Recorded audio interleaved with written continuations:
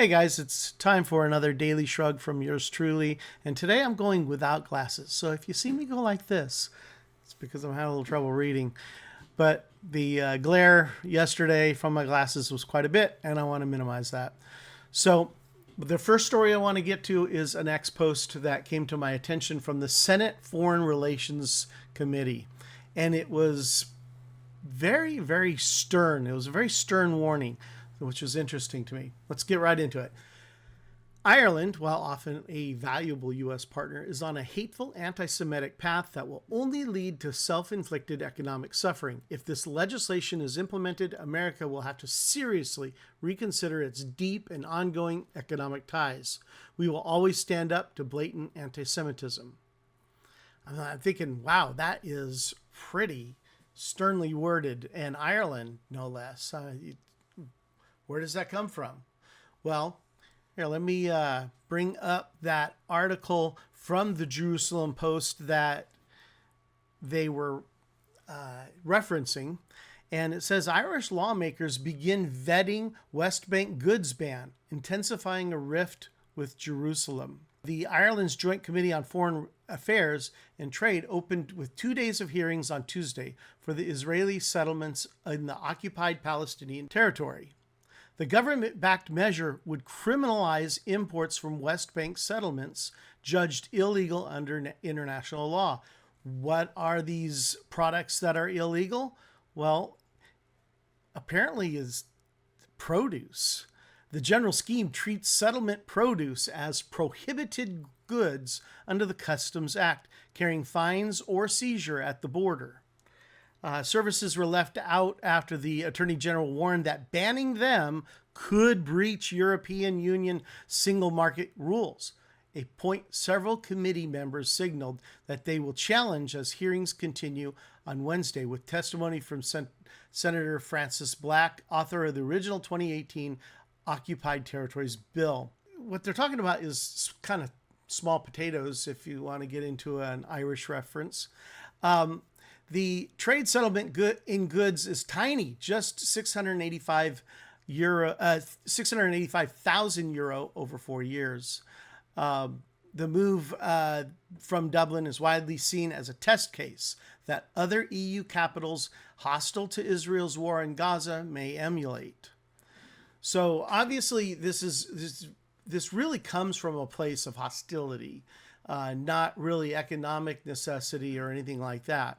And so that's, I think, one of the reasons why the U.S. was so stern on them. Israel recalled its ambassador Dana Ehrlich from Dublin in May 2024 after Ireland pledged to recognize a Palestinian state, warning that anti-Israel measures could chill tech investment. The embassy has remained closed, and Jerusalem previously condemned similar Irish bills as immoral boycotts that reward Hamas. Irish officials insist the legislation merely aligns national law with international obligations while pressuring the EU to adopt a collective response. This is something that I really want to talk about in this particular thing. This is a small country in the EU trying to pressure all of the EU to follow suit with it. And it's the tail wagging the dog. And in America, we see this very clearly and very blatantly with California, in which California will adopt laws that affect California that then affect the rest of this country, because to do business in California means that you have to follow these laws. And because California is a large market, then it forces companies to modify their practices to match California state law. And it's really wrong in many ways to force other states to have to comply with crazy California laws, which in some of them are very crazy. In fact, here in California, we ban gasoline lawnmowers. Gasoline lawnmowers are a threat to global warming. And the United States, obviously in this tweet, and Irish business lobby groups have privately warned that this measure could undermine Ireland's reputation as a pro-trade hub. If enacted, the bill would make Ireland the first EU state to legislate a settlement goods ban, adding another layer of tension to an already battered Irish-Israeli relations and inviting legal scrutiny from Brussels over trade competence. Exactly the clash Dublin's coalition says it is prepared to fight. So Dublin may be prepared to fight this. I'm not sure that they'll be prepared to suffer the repercussions because a lot of this business will go elsewhere. Dublin will lose it. So right now it's small potatoes, 685,000 euro, but tomorrow maybe a lot more. And it's business they can't afford to lose. And there will be other EU countries that will be happy to snap up that business. The next story I want to cover comes from X post from Laura Powell. And she says, breaking, UPenn will formally apologize for allowing Leah Thomas to compete as a woman. The tide is turning. And that's something I'm probably going to be talking about a lot for a while. This whole idea of men invading women's spaces. Anybody with a daughter knows that this is not something we want. We don't want this, and we are going to fight against it. So I want to go over to USA Today's website here, and it talks about Penn to erase Leah Thomas's records, ban transgender athletes from women's sports in Title IX agreement. The University of Pennsylvania has agreed to prohibit transgender athletes from competing in women's sports and stripped the record of former swimmer Leah Thomas as a part of an agreement with the U.S. Department of Education. Penn entered the resolution agreement Tuesday, July 1st, to comply with Title IX, the DOE announced. The university had been under investigation surrounding the case of Thomas, who had become the first openly transgender athlete to win an NCAA Division I title. Under the agreement, Penn will restore the swimming records and titles of its female athletes that were broken by Thomas. The university will also not allow transgender athletes to compete in female athletic programs, and it has sent a personal apology letters to the impacted swimmers. And this is something I think that is very important because the way it's going to be framed by the left is we are not allowing transgenders to compete in sports. We are. They just have to compete in the sport which is covered under their biological sex. There's nothing prohibiting that. This prohibits people from crossing that barrier. And the biggest problem, of course, has been the males crossing into the female space, simply because males are much larger, much stronger, and often have much greater reserve and abilities within the sports. I had to put the glasses on because the lettering's small. But I wanted to go back to this Laura Powell post. And per the DOE's announcement under UPenn's new agreement, the following actions will be taken. UPenn will restore to female athletes all individual UPenn Division I swimming records, titles, or similar recognitions which were misappropriated by male athletes. UPenn will issue a public statement to the university community stating that it will comply with Title IX, specifying that UPenn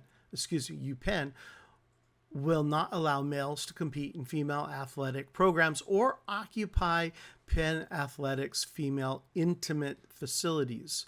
And that's really one of the biggest contentions over this whole thing is requiring women to shower with men, fully intact men. The statement will specify that UPenn will adopt biology-based definitions for the words male and female pursuant to Title IX and consistent with President Trump's executive orders. UPenn will also post the statement in a prominent location on its main website and on each of its websites for women's athletics. UPenn will rescind any guidance which violated Title IX, remove or revise any internal and public-facing statements or documents that are inconsistent with Title IX, and notify all staff and women's athletics of such rescissions. And finally, UPenn will send a personal letter of apology to each impacted female swimmer.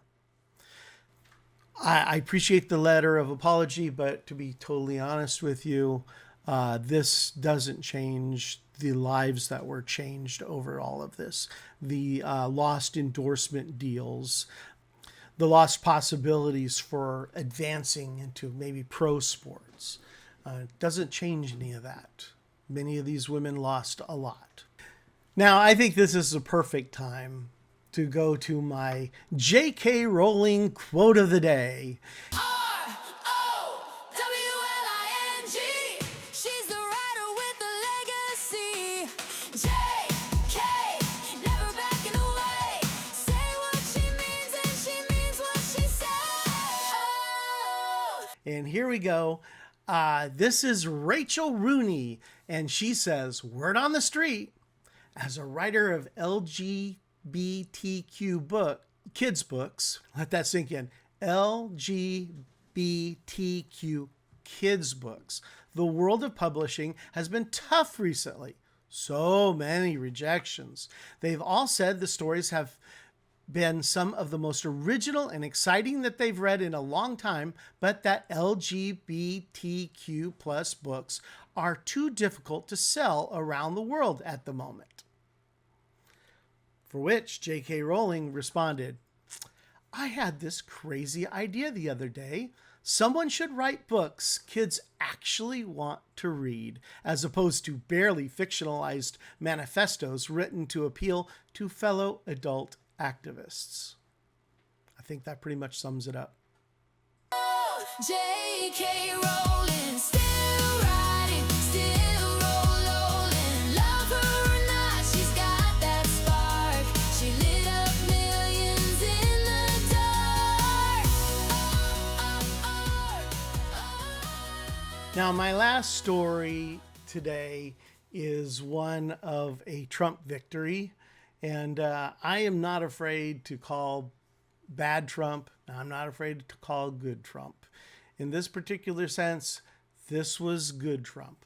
This is a settlement that Trump got because CBS did him dirty during the election. So apparently, Paramount and CBS forced to pay 8 figures and a change in editorial policy in their settlement with President Trump. The result of the agreement of the lawsuit could reach north of $30 million with $16 million up front. I really just want to show you right up front what happened, because it's startling. If you haven't seen this video, it's startling. It is definitely election interference in that CBS in the 60 Minutes program altered an interview in order to make the candidate sound much more intelligent than she really was. So let me go over that one first. But it seems that Prime Minister Netanyahu is not listening. Well, Bill, the work that we have done has resulted in a number of movements in that region by Israel that were very much prompted by or a result of many things, including our advocacy for what needs to happen in the region. But it seems that Prime Minister Netanyahu is not listening. We are not going to stop pursuing what is necessary for the United States to be clear about where we stand on the need for this war to end. Trump is going to receive $16 million up front for the settlement. That will cover his legal fees, the cost of the case, and contributions to his future presidential library or any charitable causes that he deems appropriate.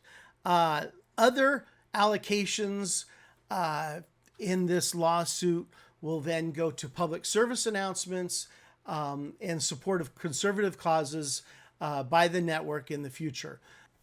With these considerations, CBS would pay well in excess of the $15 million ABC paid Trump to settle a defamation lawsuit last year.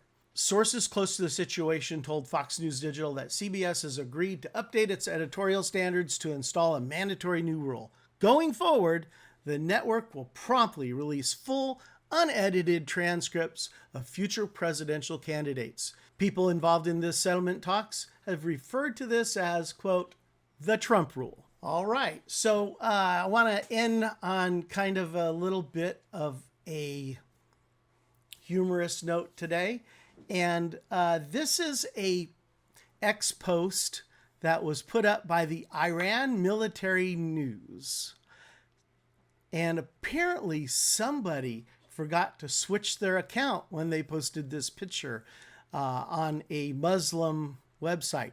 I actually think this is the picture they meant to post. Anyway, y'all keep your clothes on, and I'll see you next time.